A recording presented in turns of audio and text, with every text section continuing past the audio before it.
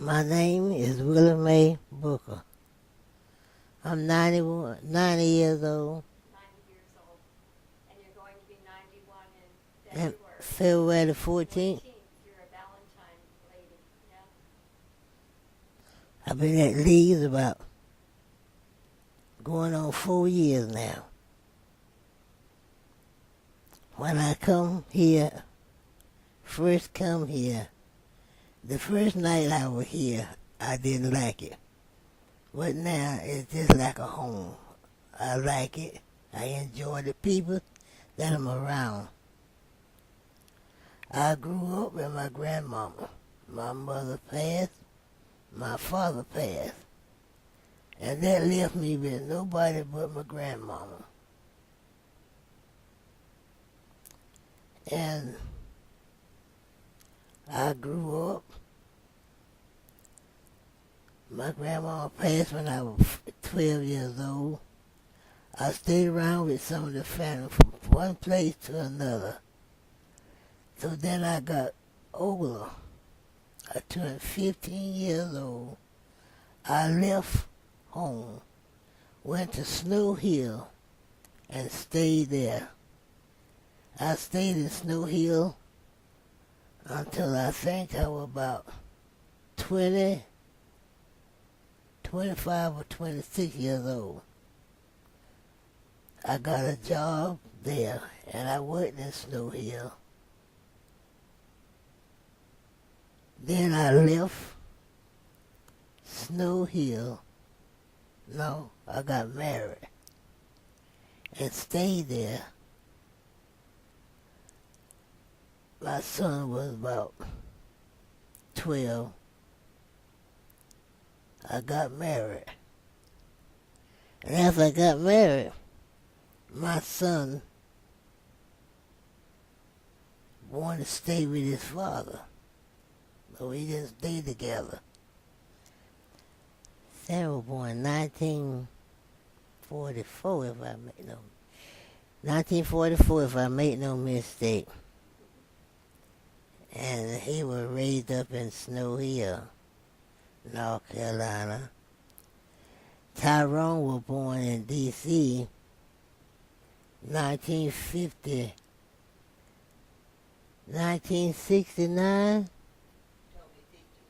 1959, yeah. And then I left Snow Hill. I think, if I make no mistake, I was in my 20.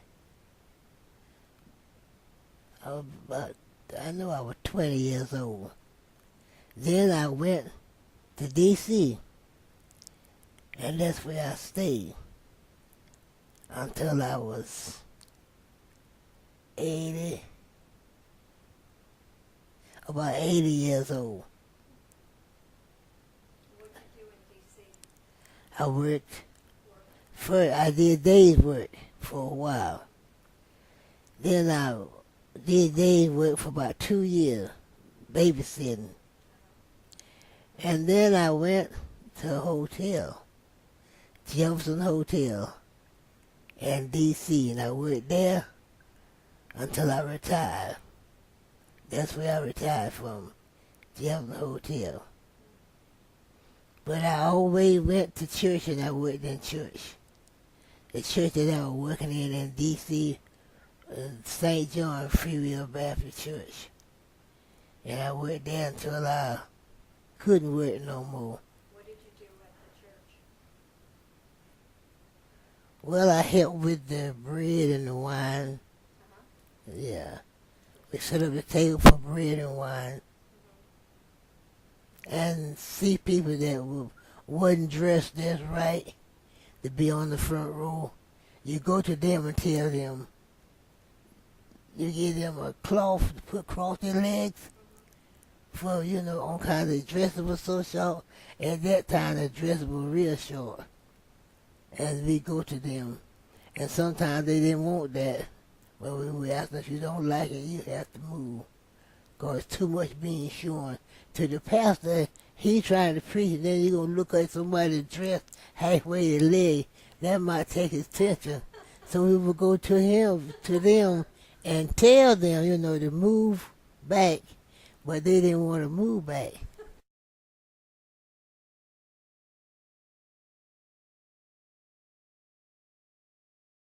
When I was small, my grandmama, they boiled the sheets and things. The white clothes, they boiled them like you boil a pot of collard green.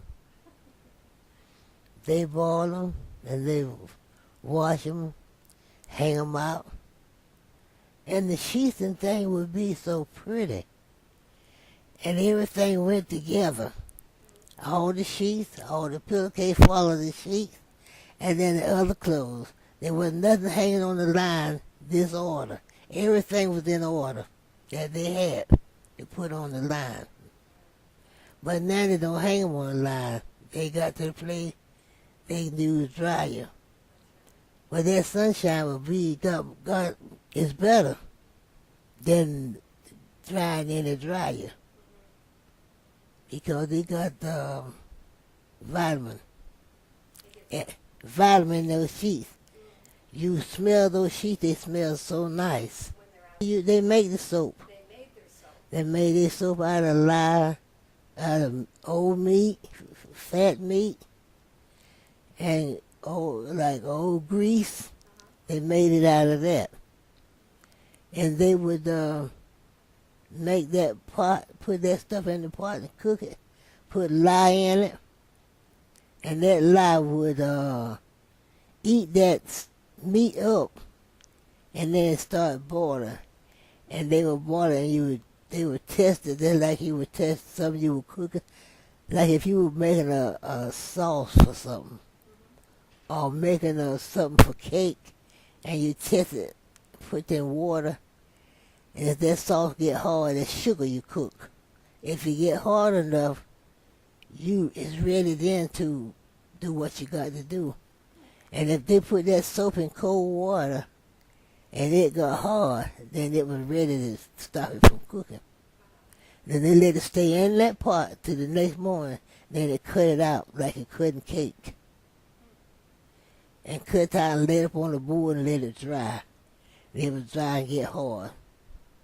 And that's what they use to wash their That's what they use to wash the clothes in. What they use on their body. Well, push come to share, they use that too. They used it for their body.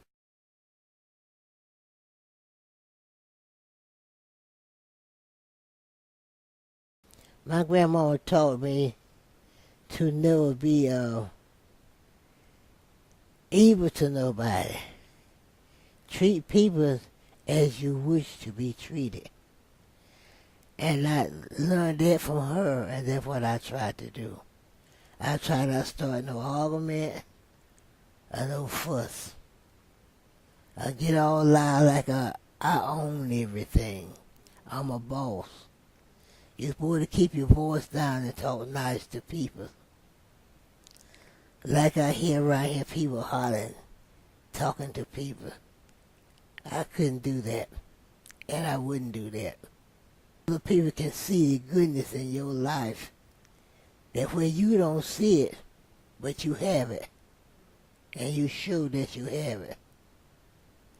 And I never raised my voice at nobody. I never been to a job that I had to get mad with the person. I have worked. I never been fired on a job, as I know of. Not either one.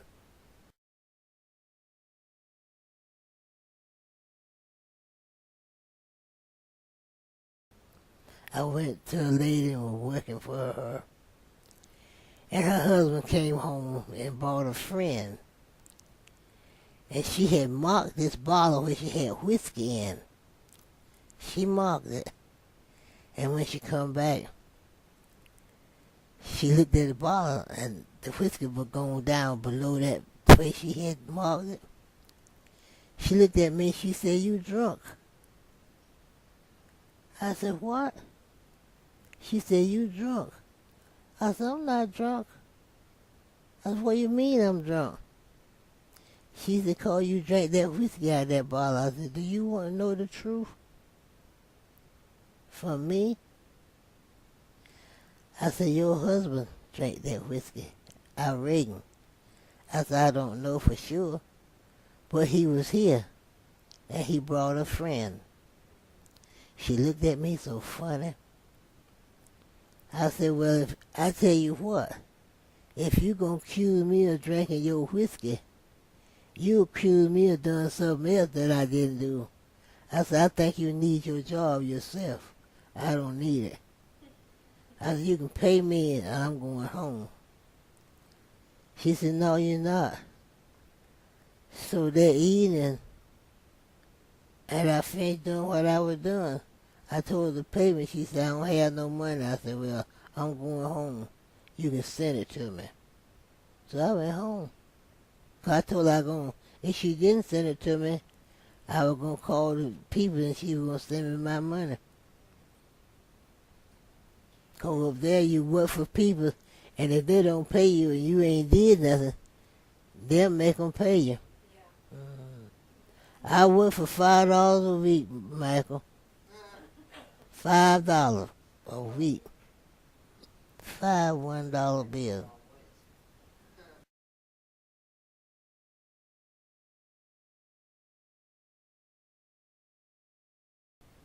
I said, you have to know the Lord in order to treat one another right. And you do. If you don't know the Lord, then you're going to speak ugly to somebody. And people going to keep on blackguarding you. Like I said, for instance, like, I don't guess I should put that in there. Because that would be wrong. And it might get mad.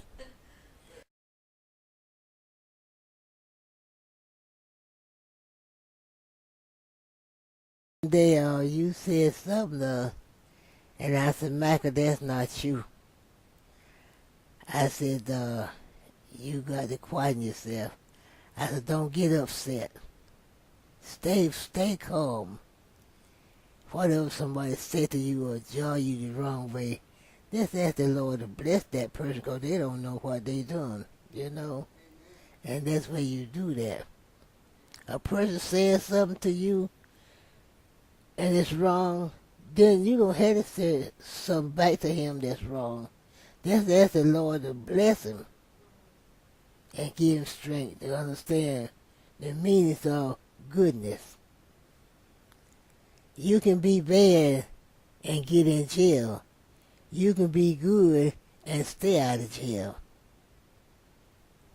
You just can't have your way about everything. It's somebody always above you and can tell you something if you understand and listen. And if you don't listen, it's nobody's fault but yours.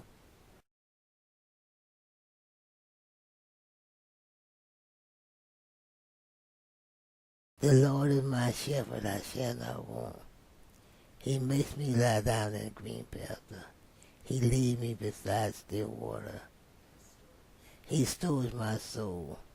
He guides my foot in the path of righteousness for his name's sake.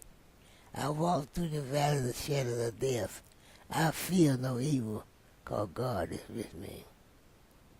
His staff comforts me.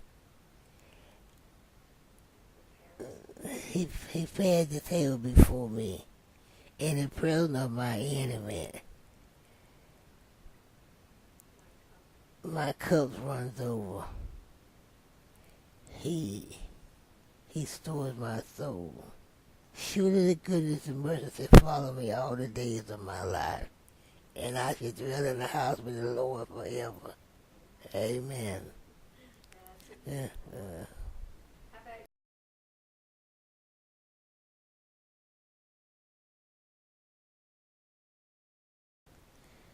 Amen.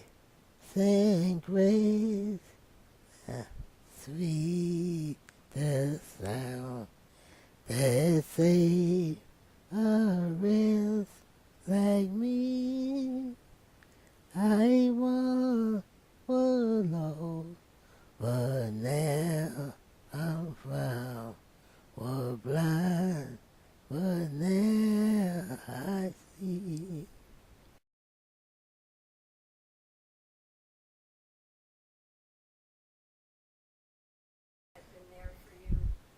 Oh, he been there for me so many days. So many days. He brought me through. I was sick. I passed out. I stayed out for a whole week. I didn't know my children. I didn't know nobody. I was in the hospital. That's been since I've been here. I didn't know nobody. So I laid in the hospital. So when I come to, I don't know what happened. But I know my children told me that I was out, and I didn't know nobody. Sammy called Tyrone, told me, you better come. And come now, cause if you want to see Mama living. So when I come back too, I was in the hospital. And I thought to myself, well, what am I doing here? And I felt good. I felt real good. But I didn't know that I had been out. I just thought I was there, been there all the while. Did they find out why you Medicine. Oh, it was medicine. Uh-huh.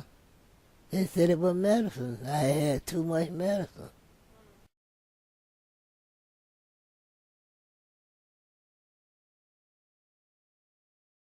That was my hobby though, cooking. I enjoy cooking. Yeah, I do too. Oh, they like fried chicken? You did fried chicken. Mm-hmm. Do you have a secret? Fried chicken, make a cake. Mm-hmm. What's your recipe for fried chicken? Oh, I just use Crisco, roll it in flour, put it in the pan, let it fry. Pepper and salt. Now, do you use self-rising flour? Yeah. That's the secret, I think. Uh-huh. Southern fried chicken. Yeah, if you don't put it in that other flour, it ain't gonna brown. No. No, that flour that don't have nothing in it, Yeah. the pure flour. The only thing that's good for to make of, course you can fix it the way you want it. To make chicken and nothing out of that. And you made Yeah. a cake too. What was the cake that you made? What kind of cake did I make? Yeah, when your friends would come over. I made chocolate cake. What is that? Huh? What did you use? What's your recipe? I use self-rising flour. And I use 2 sticks of butter, self-rising flour, and 6 eggs, and beat the cake, made the cake. And it was like Put- a pound cake, yellow. Yeah, it'd be yellow. Mm-hmm. The layers would be yellow. But I make a pound cake, I put about 6 eggs in it. Yeah. And it would be so pretty. She's talking about her cooking. I don't. Yeah. So what's I- the recipe for collard greens? How do you cook collard greens? I put ham hock in there, Ham hock. Mhm. Okay. a piece of fat back, let it boil, and put them collards in there and let them cook till they were done. Then I take them up and cut them.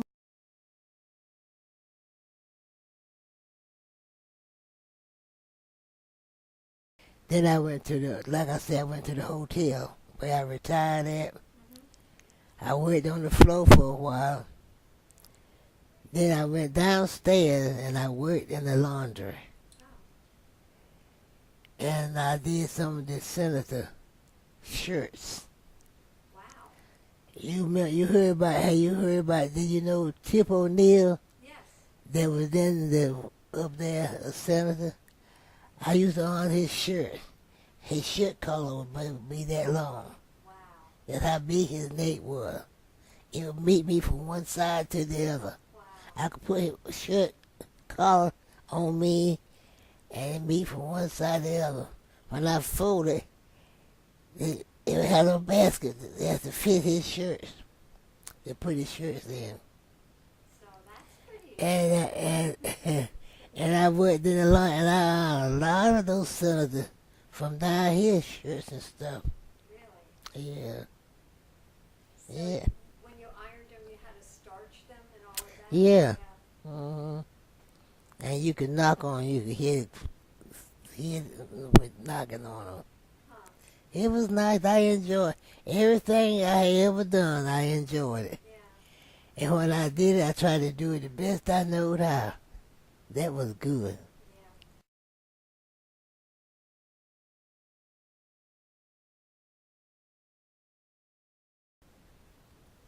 I come up the hard way. We had a rough time. Is that what you mean? Coming up as a child.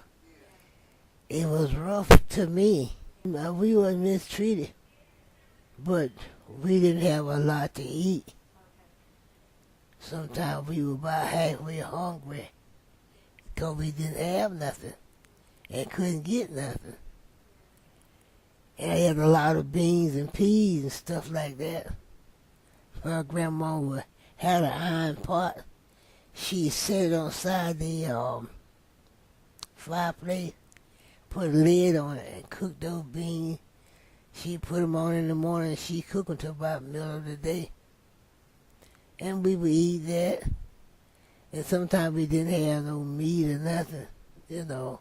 It was just hard. Sometimes we didn't have shoes on our feet and couldn't get none because it was hard. We go out and do for the people what we could. Do the yard and sweep the yard and stuff. And sometimes they give us $2, $3 because they knew to hard with us, you know. We go home, give it to my grandma. We were three of us, two boys and one girl.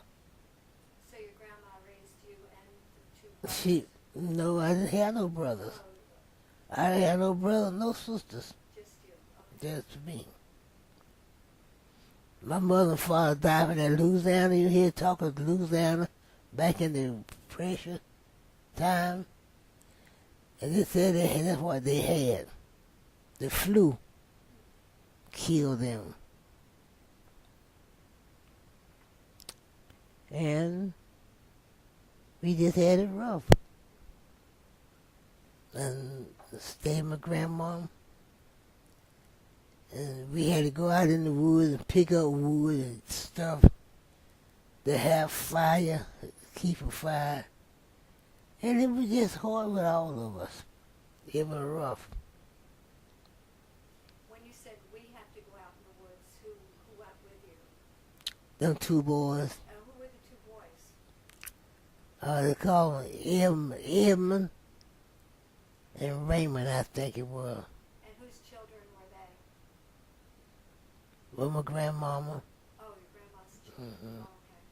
My grandmama died at the age of 50 years old. Oh, She was just 50 when she died. so young. What did she die of, do you know? She had a stroke. A stroke.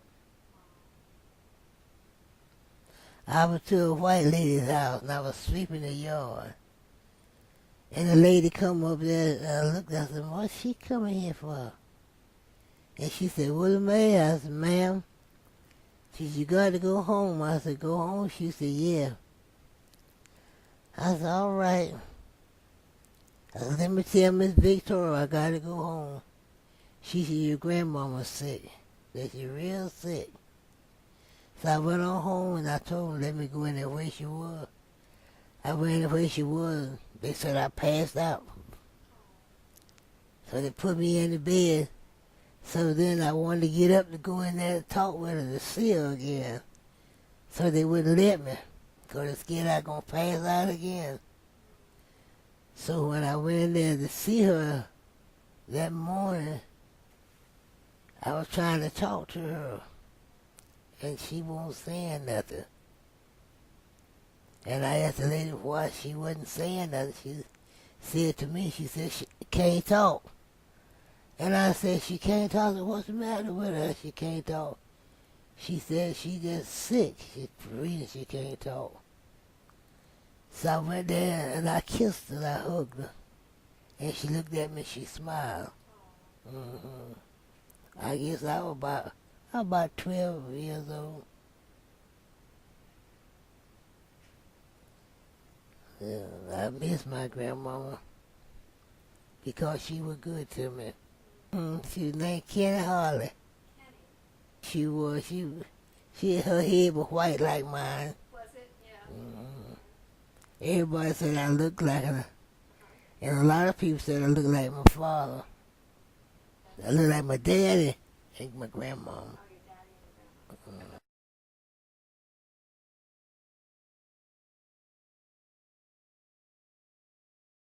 All I can say is pray Right. and thank the Lord for your life every day. Not one time, that's every day that you wake up and you breathing. Give God the praise. Thank Him for your life because it means a lot to you. I thank the Lord every day, all during the day. Anything that I do, the Lord let me do, I thank Him. That even going to the bathroom. Because sometimes people can't go to the bathroom. You have to thank God for what He do for you and what He lets you do. Because without Him, we nothing. Nothing in this world, just like the bubble on the water. Without the Lord. I love the Lord because He first loved me. And He still loves me. He keep me here. I don't know why, but I'm here. For some purpose or another, He's keeping me. And let me get the age that I am. It wasn't me that it was Him. For the goodness of my life. And I thank Him every day of my life. Yeah. He's real. God is real. Every day. He's real. How do you feel God in your life? Do you feel His Oh, presence inside or? inside, He just moves. God is so good. He brings tears to your eyes to talk about Him. He's good. Sometimes Miss Louise said, I'm hurting. I said, just pray. Ask God to move the pain. Because He will move it. Just give Him time. He don't come when you want Him, but He always on time. He's good. I thank the Lord for my life every day. He's so good. I hope y'all can get some out of it. It's the little bit that I have said.